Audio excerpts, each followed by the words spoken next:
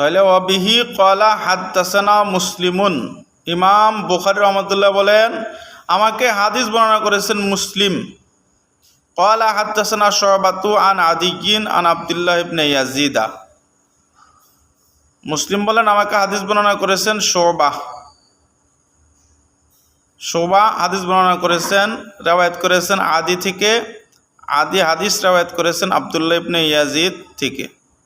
সামিয়া আবা মাসউদুল বদরিয়া রাদিয়াল্লাহু আনহু আনহুম, তা আব্দুল্লাহ ইবনে ইয়াজিদ তিনি শুনেছেন বদর যুদ্ধে শরীক হয়েছেন যে সাহাবী আবু মাসউদ থেকে বলতে শুনেছেন।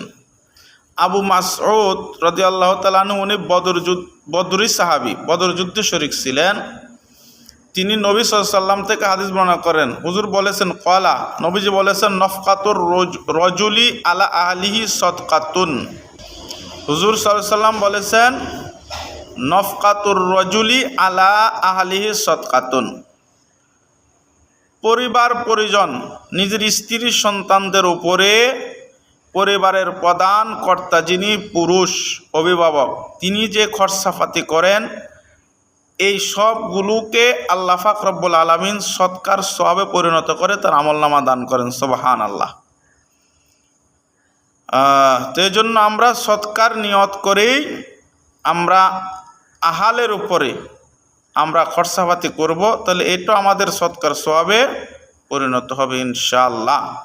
ইমাম বুখারী রহমতুল্লাহ আলাইহির এই পুরা হাদিস কোনো তরজমাতুল বাবের সাথে সম্পর্ক না, পুরা হাদিসের ইবারত সম্পর্ক হলো তিনি আব্দুল্লাহ ইবনে ইয়াজিদ তিনি শুনেছেন আবু মাসউদ বদরি সাহাবীকে নবী করিম সাল্লাল্লাহু আলাইহি ওয়াসাল্লাম থেকে হাদিস বর্ণনা করতে, হাদিস রিওয়ায়াত করতে।